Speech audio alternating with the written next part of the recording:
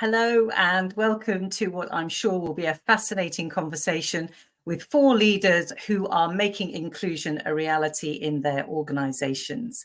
Thank you for joining us. I'm Jane Robertson, Director of Communications for Frog Systems, the creators of the employee wellbeing streaming service Share. And over the next hour, you'll hear about the challenges that our guests have faced on their journey to inspire inclusion, the lessons that they've learned, and the steps forward that they've made. We've been brought together by our friends at the diversity consultancy Voice at the Table, and we're delighted to share all of their insight with you today. So without further ado, let's meet our guests. And I'm delighted to start with Rina Goldenberg Lynch. Rina is the founder of Voice at the Table, which advises organisations on how to be more inclusive, equitable and diverse, and senior leaders on how to realise people's full potential. Thanks for joining us, Rina. Charlene is Director of Diversity, Inclusion and Belonging for LexisNexis Risk Solutions, and she's a member of their Inclusion Council. She influences D&I strategy for more than 10,000 employees globally. Welcome, Charlene. Thank you. And Mark Walley is CEO of STEP. That's a global professional body of lawyers, accountants and financial advisors who help families to plan for their futures. His career has been dedicated to championing inclusion and social mobility. And Nilesh Solanki is head of the Microsoft Power Platform Community of Practice for our client PwC. As an ambassador for inclusion and diversity, Nilesh founded PwC's Hindu Network, and he sits on the advisory board of the City Hindu Network. Welcome, everyone. And as always, we welcome your questions from the audience. So do please post in the chat and we will do our best to answer them. Now, at the time of recording it is coming up to International Women's Day. So one of the things that we'll be doing is looking at what's being done by our guests to ensure that women are fairly represented in the workplace. And for that to happen, men also have to be part of the conversation. So we're really delighted to have their allyship today.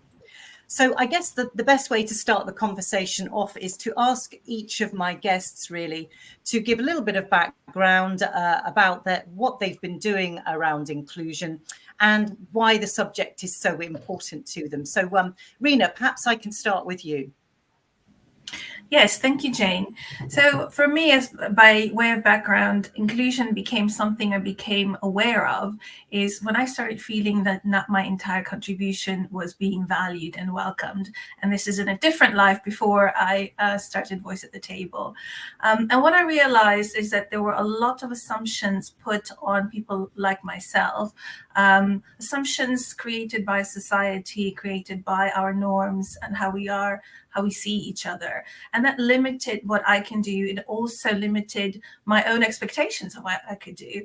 And that's what I decided to try and unleash, break through people's own expectations of what they can do, and also start changing our own dialogue and expectations of what other people can do based on perceptions and assumptions. And that really, in essence, is what we do today at Voice at the Table.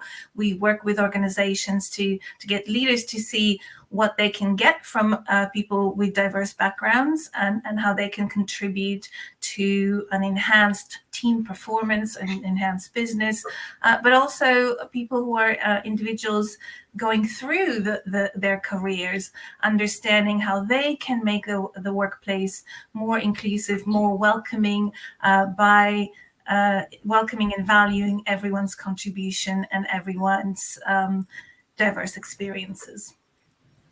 And Charlene, then moving on to you, sort of why has this become such a sort of focus for you and obviously now very much part of your daily role? Yes, I think for me, inclusion has always been a strong part of my career. I've worked in global HR for a number of years and always found ways to incorporate inclusive and equitable practices in doing so. Did kind of notice that isn't the default position, should we say, that everybody takes. So for me, I think the driver is me, Charlene, how I show up, and wanting to be able to be in a position that, like Rina said, having my voice heard, but also being a spokesperson and advocate for others. And I'd say that the second piece is around really developing that human connection, which is vital. And without it, we're all very much lost.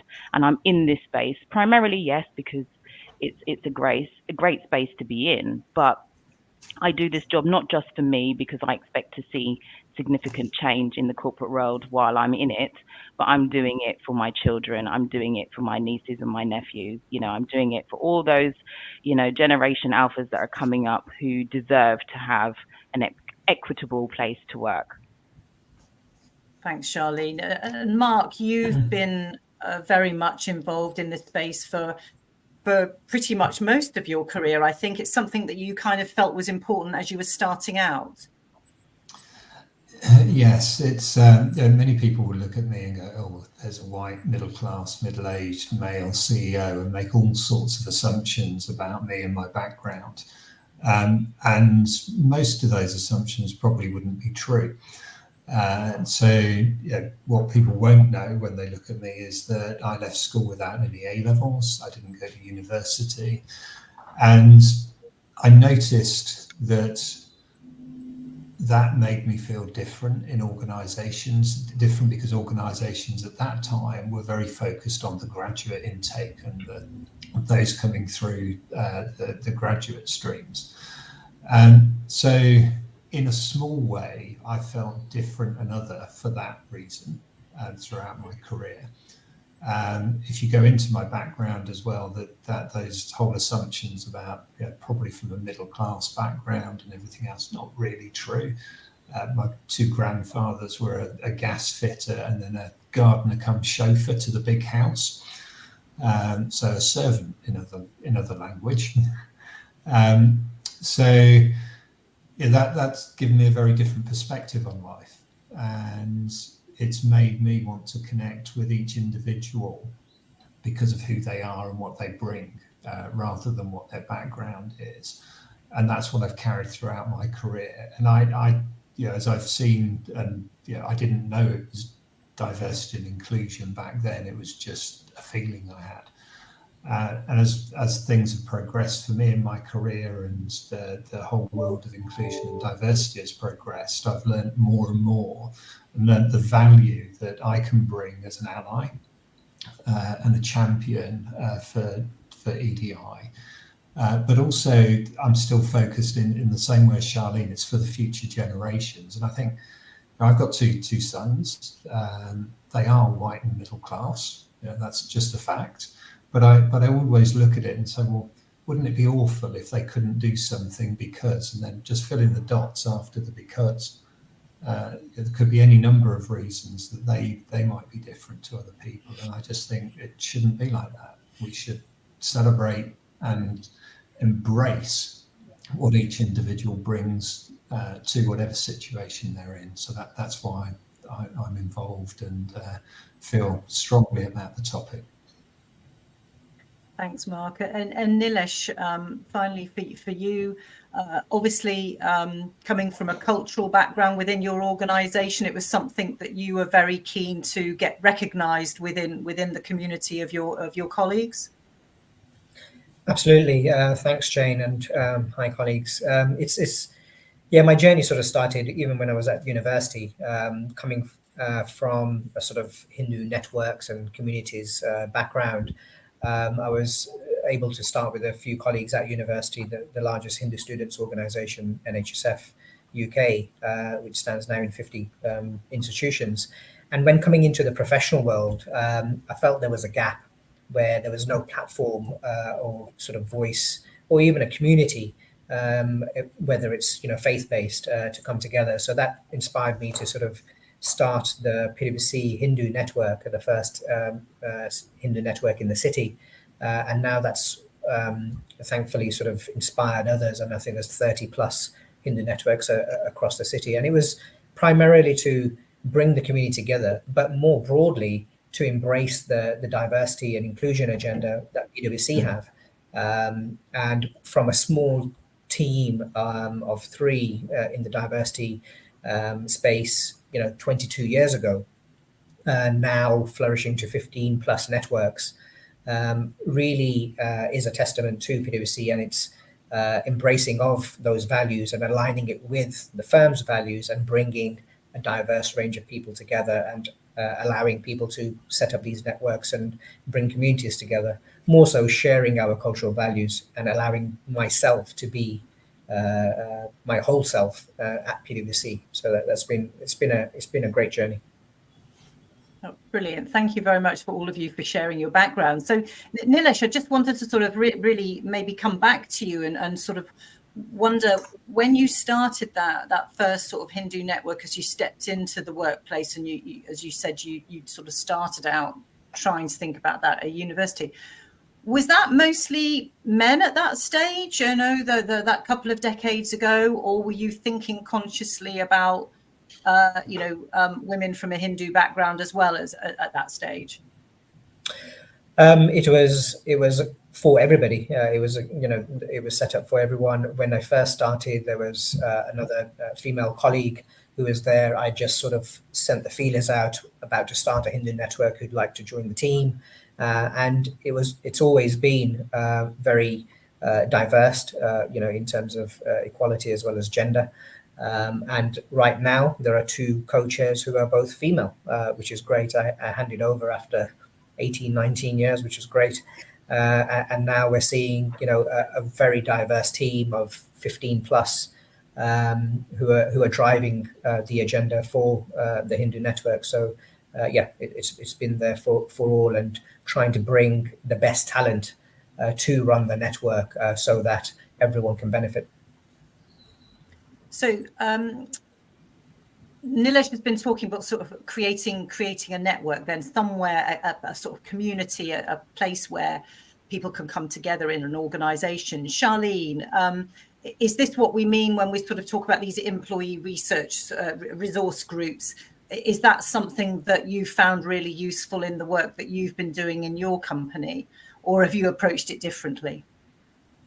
Yeah, I think for us, ERGs or employee resource groups are pivotal. Even if you're a small organisation, it really helps to give people a sense of belonging, a sense of understanding that people can learn about different lived experiences and the benefits of that.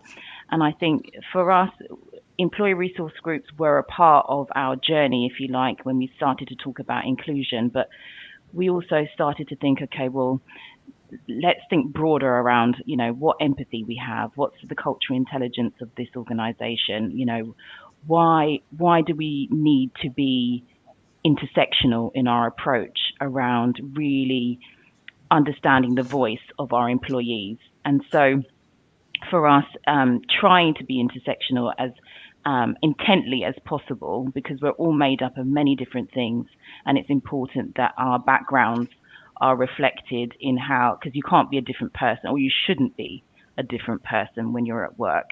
Charlene at home should theoretically be the same Charlene person at work.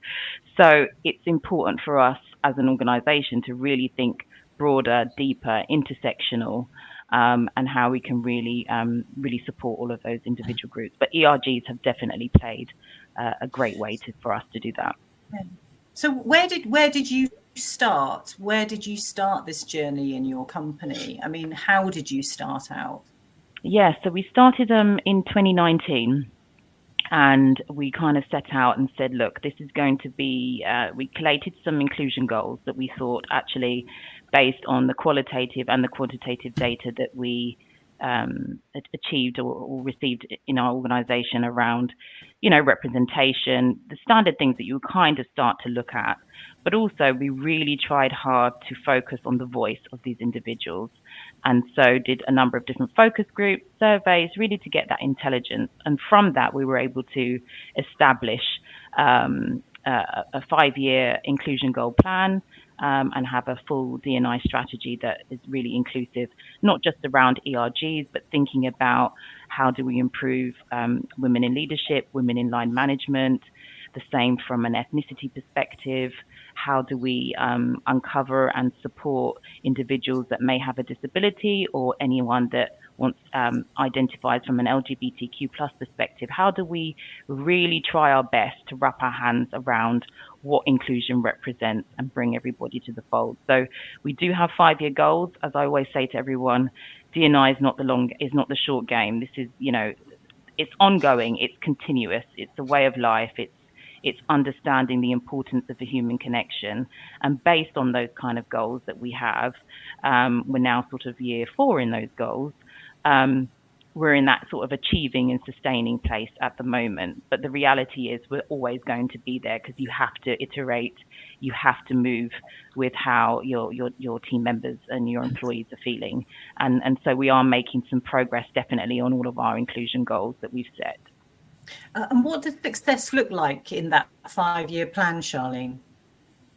Well, we've got achieved sort of 8 out of 10 inclusion goals. We've set some targets. People won't like to say targets, but we've set some achievement goals that we would like to see. So from a representation perspective, from monitoring psychological safety, for example. And so certainly from a psych safety perspective, we've received or achieved 85% of overall psychological safety across our organization, which is phenomenal. But that couldn't have been achieved without setting the groundwork for some of our programs around allyship, around unconscious bias, inclusive behaviours. All of those have a place in understanding how we can show up and how we can actually share our thoughts and without having the fear of mistakes. So we've kind of definitely made some improvements there. And as we are in International Women's Day coming up and International Women's Month as well, our ERGs that are focused aligned to women in technology, women in tech, our menopause ERGs do phenomenal jobs around supporting sponsorship, equity, mentoring, and also along with our talent programs that are bespoke for women as well. So we're starting to really see some successes in those areas, and hopefully we'll continue to see more. So Rina, we've heard sort of to sort of start some of the work that everybody's been doing. I guess there's the sort of conflict between, do you do this from the top down or do you do it from the ground up? When you're advising companies, is that a mix of the both? Where is the best place to start, do you think, as somebody who advises businesses and senior leaders? That's a really great question, actually. And it also depends a little bit on the culture of the company. What we say in terms of process is the first step is to raise awareness. And sometimes raising awareness can be done by collecting data from ERGs, like Charlene was saying. And sometimes it actually is raising awareness at the leadership level, because as much, what was obvious in what Charlene said is that there was commitment from the very top to come up with a strategy, and the ERGs were feeding into that. So once the awareness is raised, I think the next step would be actually to speak to the leaders of the organization and identify what is it that you want to achieve with diversity for this organization. What is your ambition inclusion? What is your North Star? What does good look like in terms of diversity and inclusion? And as soon as you have that proper buy-in, and by buy-in, I don't mean, let's go for it. Here's a little bit of budget. Charlene, go and do it. That's not what I mean. I'm talking about the kind of buy-in where leaders actually actively take part in it, actively engage in the conversations and start influencing and thinking about what strategy looks like. Then, in my experience, the rate of success, whatever that might be for the organizations, are much greater. So it can start wherever, but to see a real shift, the leadership has to be involved. So it does actually then become more of it's not a top-down approach, but it's central to the success of whatever strategy it is for the leadership to be fully engaged in the process. So Mark, your background is very much a sort of financial services, kind of investment side of sectors. Again, traditionally, maybe a sort of white male, area of environment for working. how have you sort of changed minds at a senior level then, to try and bring some of those maybe people who think this is all a bit of a waste of time along with you along the way? Yeah, that's quite interesting. At my previous organisation, I was asked to be the ED&I executive sponsor, both for the work inside the organisation, so another membership organisation with around 700 employees, but also externally. And it took a little bit of convincing because, white middle class guy, kind of what do you want me to do and say? And then the response was very clear actually from the team, saying, well, yes, you're all those things, but you've got an interesting backstory. And also, certainly internally and to an extent with the firms who paid the membership fees of the individual members, I had credibility because I was a business leader. And there was a sense that more people would listen to me than if it was the HR department, because I was leading a front-facing part of the business. And also, they didn't want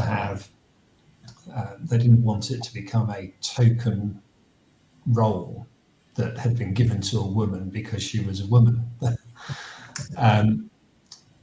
It took me a while to get my head around that, and then I realised the power that had been vested in me, but also the responsibility. So it was trying to get people aligned behind this was an interesting journey. Actually, I remember one of my team came in to present to the executive team broadly and say, look, we need to do some work. There's clearly not enough diversity in the profession, and we need a way to engage with the firms to do something about this. And we wanted to get a recognition scheme in place to be able to say that firms are doing X, Y, and Z, and they get a rating and could get a gold, silver, or bronze type rating. I remember we got towards the end of that session with the executive team, and I was confused, and I wasn't sure whether we'd agreed anything or what we'd agreed. And we had a quick break at the end of that session. I went out, and the person who'd been in presenting said, I've got no idea what's happened there. And I said, no, it's a bit like Dragon's Den, but without the answer. Either I'm out or here's the money. It was just bizarre. So tell you what, just get on with it. Let's pretend they said yes and let's do it. And that was a massive step forward for us. And we were able to engage with the firms and do everything else. The other thing we did internally, and it goes back to a point Charlene made and the work that Nilesh has been doing as well, is about sharing stories. We set up something called Dare to Share. I think we stole the title off somebody else with their permission, but it was about people telling their stories, and they did it through the intranet. They did postings, they did videos, all sorts of different things, and we had a whole range. So people came out, people shared their experience of being somebody of colour in a largely white office. One of my favourites was a colleague who was from the Caribbean and living in New York. And I thought I was going to get I had a preconceived idea of what this story was going to be. And it was actually about not knowing what to do with a turkey at Thanksgiving. Because they had to have a turkey because the whole of New York has a turkey at Thanksgiving. They had no idea what to do with a turkey. And that was the story. And it was all about other people's cultural reference points. And I was just blown away by this, but the range of stories we had. And when I got to my current organisation, and we decided we needed to put focus in this, part of the work with the staff was setting up, we did 3 or 4 facilitated conversations about what inclusion and diversity mean to everybody on the team. And they were so illuminating because people started sharing stories of where they'd felt othered or excluded. And we're a nice bunch of people. There's 50 people in our office. We're nice people. We're lovely people who get on with each other. But occasionally people were doing things that were upsetting other people. Nobody ever said anything because we're too polite to say, excuse me, that's a bit... But these stories came out and then people go, blimey, I never thought of it like that. Yeah. And the power of those conversations was huge.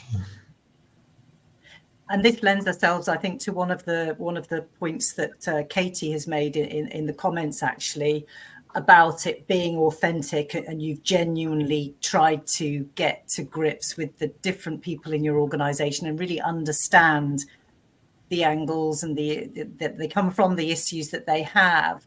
And I think Katie's sort of asking here, you know, how do you make sure that that's deeply ingrained in your company culture and practice? Nilesh, obviously, you know, like Charlene's organisation, you're a big organisation. I think you've got, 25,000 employees in the UK alone. You know, how do you make this not superficial in an organisation of that size? Where did you start and how did you achieve making this really, you know, just an accepted part of the culture at PwC? Yeah, I think because we've had various initiatives across the firm, and I think it's important that we have allies, role models across the board. One thing that PwC has done is embedded, D&I, inclusion, equality, all of that, and its agenda within different lines of service at different levels. So we have people partners across our lines of service, and also various forums. So we create people councils. So there's a representative from each of the networks that comes to this council, and they meet on a regular basis. What are the sort of touch points? What are the challenges we're facing? How can we interconnect and do some collaboration between the different types of networks as well? So there's all sorts of initiatives like that, which really help us coordinate better and also embed all of this, even within sales and marketing, or whether it's developing the right diverse team for a proposal, for a bid, etc. So when you start embedding this in the day-to-day work, it actually makes life much easier, and you don't have to then go into the nuances of actually we need to think more about this or more about that. We're missing, there's a gap here. It becomes part of your working culture and the nature in which you operate in. So it's really important to embed it in our day-to-day operational activity, as well as the way in which we work and our working practices. That will then lead us to keeping this in the forefront of our minds. And with the Hindu network, and you've talked about all the other kind of people networks that there are in PwC, has anybody ever talked about feeling alienated because all these support groups are being set up for particular, set communities within your business? Has that been a challenge at any stage? Sometimes people talk about, well, they're creating a group for this. Why don't they do a group for that as well? Yeah, I don't think there's any feeling of alienation or anything like that. I think it's more about people perceiving themselves as individuals. Should I be part of this, and will it hinder or help my career progression as well? So sometimes there's a perception that if I bring my faith to work, will it impact me positively or negatively? And over the years, less so now, but in the first 5 to 10 years, some of the challenges we faced was individuals feeling as though actually I don't really want to, but maybe they were slightly in the senior ranks. They felt I can't, I'm not able to, I don't know where I stand in affiliating to a faith-based network. So I think there were those challenges then, but once they started seeing the profiling of the network and how it's embedded into our diversity agenda, they actually saw the benefits of it. And actually now our objectives, our career progression plans, our aims and annual performance is also embedding diversity and inclusion objectives as well. So now it plays a real key role. So people are actually jumping to it and embracing it. So that's been quite a positive change. And data is very important in all of this as well. I think, Charlene, you've already referred to it, and Nilesh, you sort of alluded to it as well. Mark, I think you've done specific work, haven't you, around the data? Because obviously you've got, like you say, your members of staff, but you've got this global membership organisation as well. How do we use data to try and understand, how we make an organisation more inclusive? Yeah, so data's been an interesting point for us. I think we got wrapped up at one stage, particularly looking out at the membership in terms of the data, and I could pull a certain amount of data, and it allowed me to make some wild assumptions about things, because it's a volunteer network that helps run our organisation. So we made a decision that we were going to focus on making sure that members felt included and able to volunteer and didn't feel that there was any barrier to them doing that. And when you look at some of the numbers, you might have a committee that's all female or all male, and that you could start throwing up horrors at that moment. But you need to get behind it and understand. So we've got one level of data. Our top two, in hierarchy terms, committees in the organisation are our board, which is 7 people plus myself, and our council, which is around 30 people. And there was this really interesting conversation around data and everything. And I'm just going, just look around the room. I don't need a data. I don't need a spreadsheet here. Just look around the room. Our membership is fractionally more than 50% female, and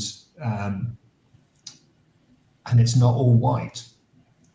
So just have a look around the room and tell me whether we're representative. Oh, by the way, can you see anybody in the room that's under 50 years old? Because a third of our members are. And this is the strategic setting part of the organisation, and nobody in this room is going to be here for the strategic future. We're deciding for another group of people. So I think, yes, and I love data. Bring me the data all the time, but sometimes you've just got to look up and the data's in front of you. And I think just going back to a point Nilesh made there about kind of why do I want to be involved in things? I think sometimes we do get lost in the what's in it for me. And I think we need to come sometimes at these by what's in it for other people. So there was a great example at the recent workshop that we were all at, where somebody was saying about it was the younger white middle class male who wasn't sure that there was a community for him to join.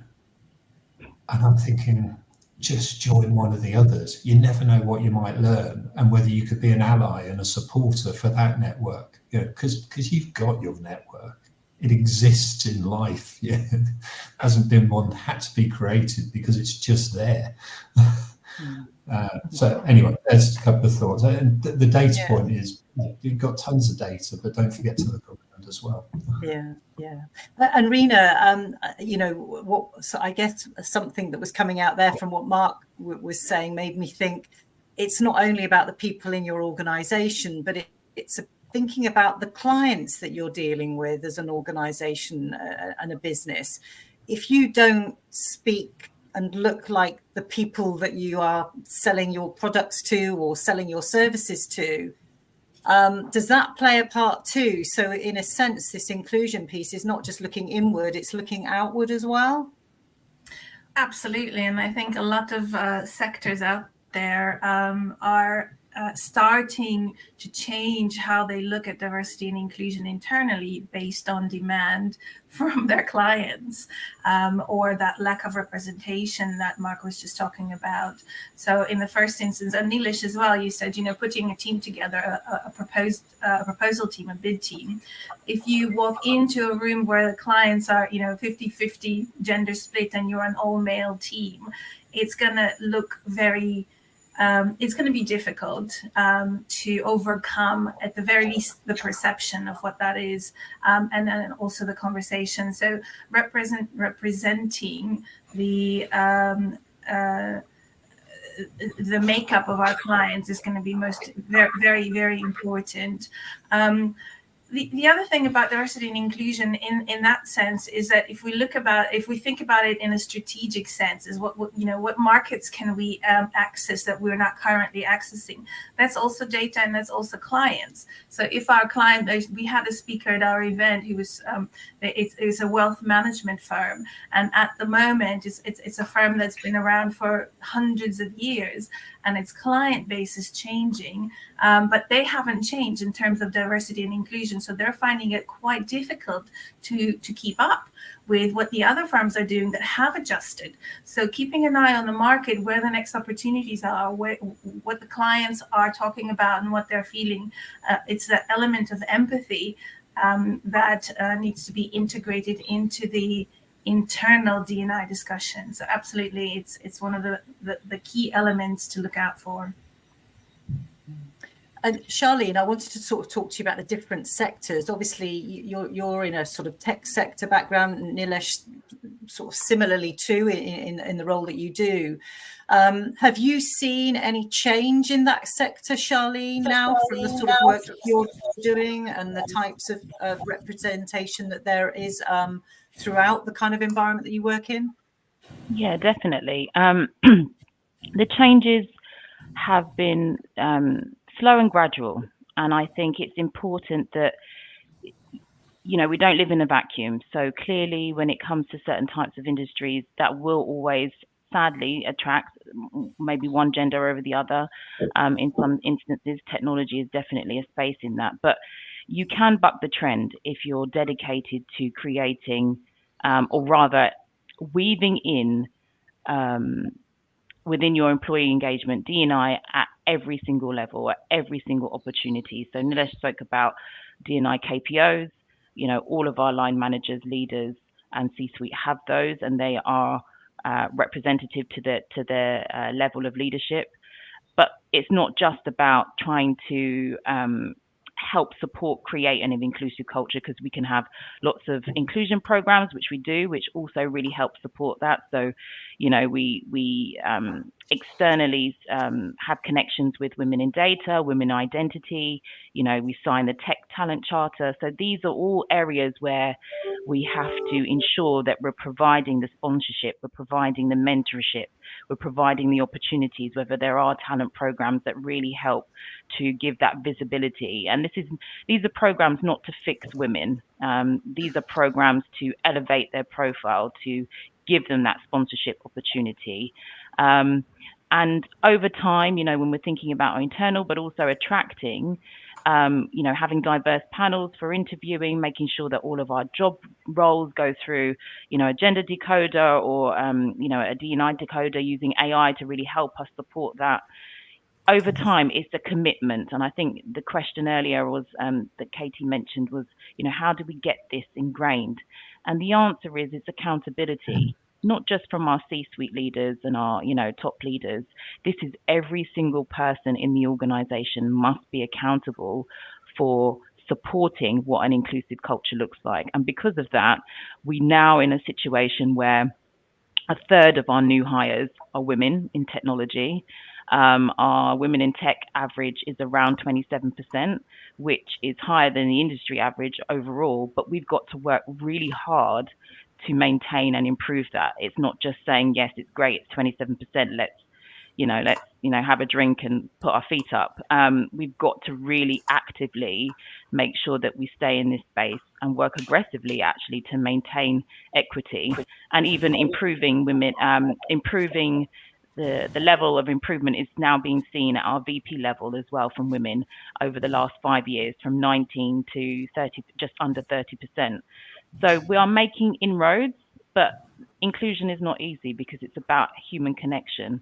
And as we kind of alluded before, some people are on that happy bus and well into champion, and there are others that really couldn't be bothered. So it's how do you continue that level of engagement at every single layer of the employee life cycle to help this stay alive.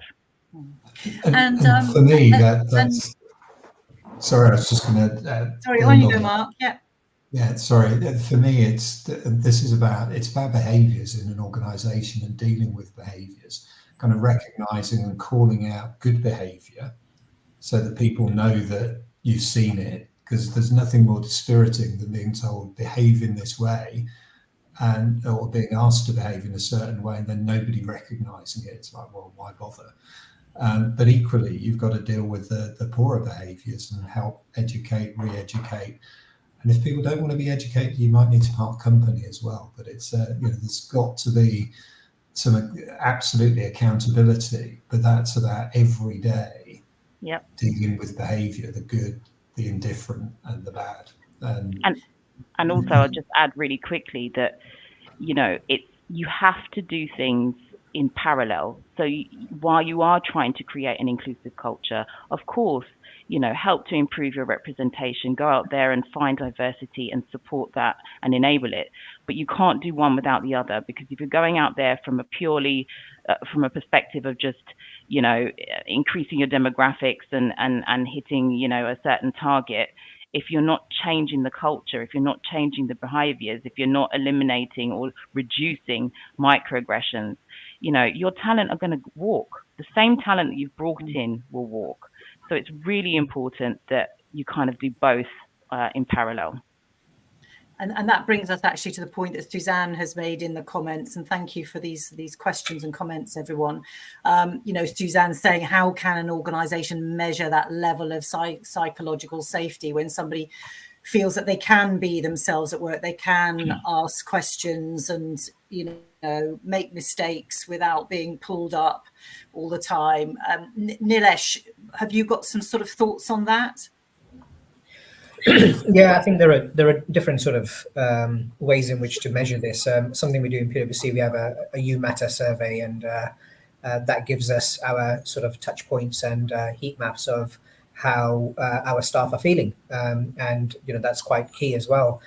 But more so in the broader space, especially around women, PwC have sort of spearheaded and supported the Women in Work summit a few months ago, and also pulled together when it comes to data. We're quite we love data, and we've tried to look into things like the Women in Work index, and we've actually seen, and so one of the stats that's come out of this is on average a woman working in the UK earns 90 pence compared to £1 of a similar qualified male colleague.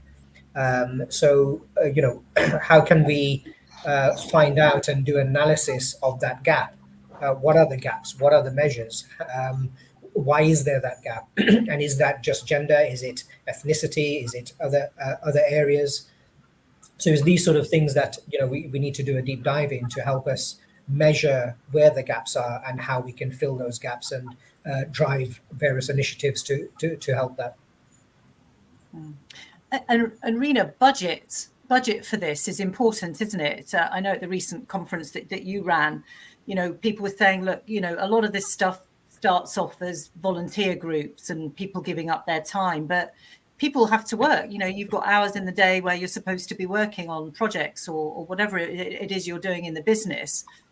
So you really need to put money behind this as well, don't you? And I know, businesses are having their budgets cut, funding's being cut from government and all sorts. But if you don't finally throw some budget behind this, is everything you try to do just going to fall on the ground? Well, it's just a great, talking about measuring things, it's a great measure of a company's commitment to D&I is to see how much budget they're it's a recognition of the importance of that, because everything that is important on a company spectrum will be invested in. So, if you compare D&I to or EDI to coaching or leadership development or any kind of L&D type of activity. Their budgets are huge, and that serves as recognition that the companies really, they understand the importance of developing their staff and investing in their progression. But then if you look at the EDI budgets and they're nowhere in comparison to that, what does that say about what you think about the importance of that particular agenda? And nothing can be less motivating or demotivating than saying, oh, great, a bunch of volunteers, you go and do that. Oh, budget? Surely there are lots and lots of resources that we can come up with internally. You don't need an extra budget. So these people are not just tasked to do something on top of their daily routine and daily jobs.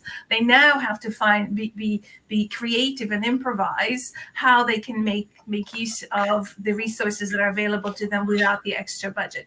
So I think it says a lot about the importance of how the organizations look at diversity and inclusion as a topic.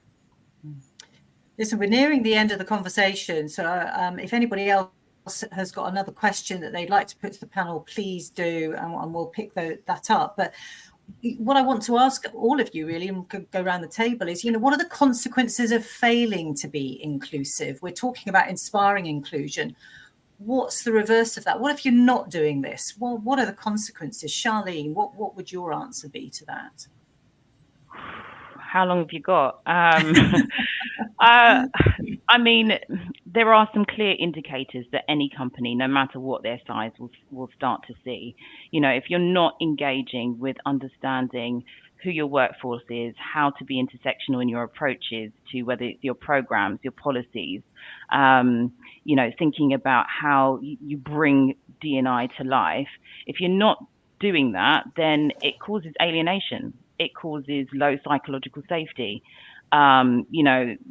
increased sickness and absence. You're probably likely to have maybe an increase in more employee relation matters around like disciplinaries or grievances.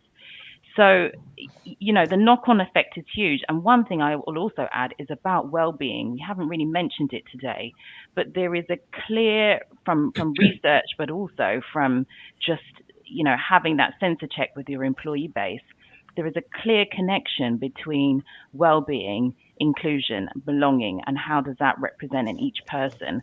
And if people don't feel healthy enough, whether that's physically or mentally, to be themselves or to be, accepted and integrated into their workspaces, then that is a massive problem. And for the first time ever now, we've got 5 generations in the workplace.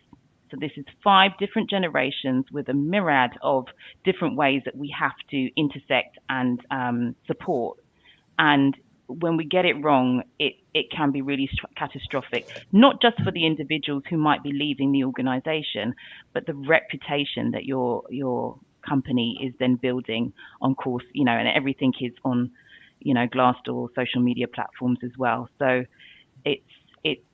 it's imperative that you have to kind of think about it, because if you don't want to, lots of people, lots of D&I experts will talk about, the return on investment, but actually what's the return on impact if you really try to be more inclusive and focus on that? And it has to be also about that human connection. It can't always be about dollars and cents, pounds and pence. Yeah. So Nilesh, there's no conflict as such between being inclusive and, making a profit. No, absolutely, they shouldn't. And we're actually seeing a big, reports being evolved over time. If you look at the PwC report, there is a section on diversity and inclusion. You wouldn't have seen that in various corporate reports 10 years ago. So it's highlighting that having that within the framework and structure of our bottom line, or even doing business for any corporate, it actually can give you the competitive edge. But just like Charlene has said, it has to be a holistic picture of the individual that's bringing them, their whole self to work and contributing to the values of the organization. And a benefit of that is obviously a very diverse, talented, multi-talented workforce, which then wins work and obviously increases profitability. So they're all interlinked, but it has to be well balanced, well managed, to allow them to bring their values, so it improves their work-life balance as well. Yeah. Mark, you were going to pick up on that as well, I think. Yeah. So for me, it's almost kind of what's the downside of this? Well, I think of it as, well, we'll go back to the 1980s, and believe me, having a youngster in business at that stage, it's not a place I want to go back to. It wasn't an inclusive place, and I think now the effort that I used to put into conforming, whereas now I can just be me and be accepted for me, and that's what I want to create for everybody else, because the effort that I can now put into work rather than conforming is huge. And if everybody's got that extra bit that they can put into their work rather than trying to conform to some sort of normal stereotype, I think it's fabulous. And I just wanted to go back to this bit about budget, because budget for me, it's important, but actually it's only part of the story. You can do lots without a big budget, so long as you put some money into helping people understand what they've got to do, how they've got to change. So there's education and training that needs to happen, but then it's about making sure it gets embedded. So from a small organisation, I don't know, hundreds of thousands of pounds. And one of my frustrations sometimes listening to conversations around ED&I is people talk about big programs because they've got a big firm and big budgets. So how do I translate that into a 50-person organisation? And just got to get on and do some things. Just picking up on the question Joyce has put in the... Yes, I was just going to refer to that. Yeah, please do. For me, I've had to unlearn assumptions and biases. I've got tons of those. We've all got bias. It's part of, because of the way we were brought up, but it's kind of trying to recognize those and recognize that when I'm reading something or hearing something, that I'm doing that through my normal filters, and sometimes I need to just change them a bit and say, hang on, that's my bias. How do I hear this differently? Yeah. Joyce has asked, for those of you who've not seen the comment, what's the one thing that you've had to unlearn whilst trying to inspire inclusion in your organisations and with your clients? And Rina, I guess this is something that we all have to do, isn't it? We all come with a particular, bias, just a point of view. And you step into an organisation, you have to learn a lot of new things. You may be working alongside colleagues from backgrounds that you've never come across before. The journey never ends, I think, as we've already said. So what have you seen about things that you've had to unlearn or get organisations and bosses in organisations to unlearn along the way? Yeah, I suppose the biggest thing for me is to convey that, if we continue to do what we've always done, we will continue to get what we've always got, that very famous phrase. And that is a little bit about the unlearning, because it's safe to do what we've always done. To do something differently takes courage, particularly if you're talking about unlearning assumptions, not making judgments, maybe saying things that are differently. You can always make mistakes, and that's scary. And a lot of people are scared of that. So they pull back instead of, leaning in. And so one of the main things I will always say to people is it's okay to make mistakes. It's part of the journey. It's a transition. We're all on this journey learning. So just give yourself permission to make mistakes, as long as the intention is to learn from, and unlearn, unlearn the way that we've been programmed and learning the way the world is changing. And if we can keep that in mind as our sort of focus, I think mistakes are just part of the journey, and that's all right. Charlene, anything you've had to unlearn through what you've been trying to achieve? Yeah, I was just going to add to what Rina said. I mean, as as she has said, it takes time. You know, we are sort of programmed and live and work in our own backgrounds and have certain affiliations. So of course bias creeps in really easily and it's not often checked. So yeah, clearly things around, you know, microaggressions, not really understanding the core components around allyship and how to be, you know, an active bystander are really, really important. But what I will say here is that education is key. Google is free. Okay, you know, if you didn't know that was a top tip, that's my top tip for you today. Google is free. Do not rely on people from marginalized groups in your organization to teach you. We all have accountability to learn, to, as Rina said, make mistakes, but also recognize when those mistakes are being made and be open to understand the reasons why and why you might have to take in a different approach. But don't rely on whether it's your ERGs or anyone else from other marginalized groups to do that level of education for you. We all have to do that together. Brilliant. Listen, let's go around the table for the last sort of minute or so before we wrap up and just maybe sum up. You know, if there's one thing that you would like the audience to sort of take away from hearing from you today about inspiring inclusion in their own organisation, what would your advice be for them? So Nilesh, perhaps I could start with you, being a male ally who's, you know, helped sort of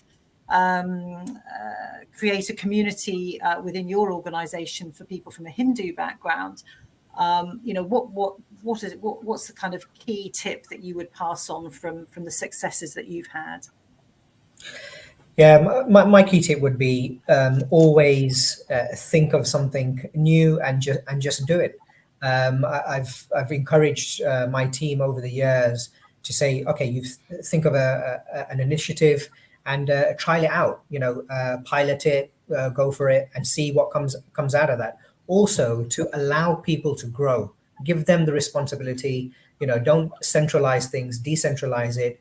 You want to do something, go away and do it, as long as it conforms to our sort of values, etc. So go away. So things like, you know, there was an initiative we started, Chai with a Leader. Let's showcase and profile our leaders in the business, so we can have the younger generation aspire to become, you know, like them, or, you know, follow their footsteps because they're successful. So it's really important to just try things out, evolve, create new ideas, and also embracing each other's ideas as well. I think that's important. So from a faith-based network, what are the other faith networks doing? How can we learn from each other? Is there any interfaith collaboration that we can do, and then broaden that much further as well? So yeah, just the tip is go out there, bring your true self to work, and you know, make sure that when you come to work in the morning, you're feeling as though I am me, I am giving my full self at work, and I'm happy and enjoying it. So that's quite key, and I think that's my tip for today. Yeah. Mark, how about you? So I'd build on that really, and I think as leaders, there's often that pressure to be perfect, and people imagine leaders to be perfect, and we're not. We're like everybody else. We get things wrong. We make wrong assumptions. But I think particularly in this space, it's really important that people understand our intent and make it clear that we're going to try some things and we might get them wrong. We might say the wrong words because we just didn't know, but that the intent was the right one. So kind of give yourself some space, but also give permission to others to do things that might not land quite as they intended, but make sure everybody in the organisation understands the good intent that comes with it. And it's not that we shouldn't do our own learning, absolutely we must, but yeah, there'll be something that you say or do that doesn't land quite right with somebody else, but if you've positioned the intent, it goes a huge way. So and then that creates that whole aspiration thing. People go, oh yeah, I can be a leader. I don't have to be perfect. And that goes a huge way to creating much better organisations. Thank you. Rina, what would you like to leave people with? I think remembering that we can't change other people, we can only change ourselves. So if we work on ourselves and try and catch ourselves when we make judgments and when we make assumptions and ask, what does it matter? Why does it make any difference to me at all, whether they're A, B, or C? And try to work out for yourself, whether these assumptions are even necessary or obviously correct. So try one thing about changing your behavior, your outlook, the way that you interact with others. Brilliant. And Charlene, I'll leave you to sum up with the last word on this. Yeah, just really quickly, I'd just say, resonate with what everyone said, but definitely it's about being bold. It's about being intersectional. I've said it a lot today because it really matters. And being intentional as well. And I think, creating an inclusive culture doesn't happen by osmosis. It doesn't happen overnight. If we really want to be in that position where we want to create an inclusive culture, then organizations really have to start from the point of being honest and transparent and taking it from there, step by step. It is a journey, but we're all accountable and responsible for that journey.